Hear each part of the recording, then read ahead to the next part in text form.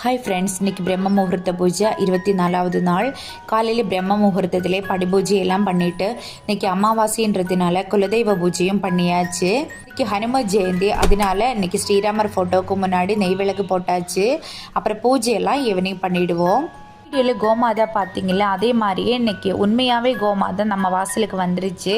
இந்த விக்கிரகம் எப்படின்னா, இதை கோவிலில் ஞாயிற்றுக்கிழமை நாங்கள் கோவிலுக்கு போனோம்.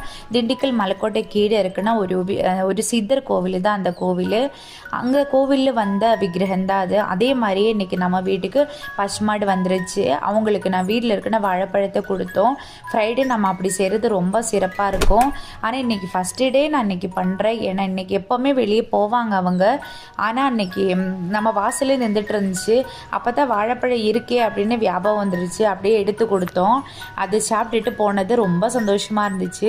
ஹஸ்பண்ட் எந்திரிச்சப்போ கூட நான் சொன்னேன், இந்த மாதிரி நடந்துருச்சுங்க அப்படின்னு. ரொம்ப நல்லது அப்படின்னு சொன்னாங்க. இதில் தெரிகிற பாலம் நம்ம வீட்டுக்கிட்ட இருக்கிற பாலம் தான்.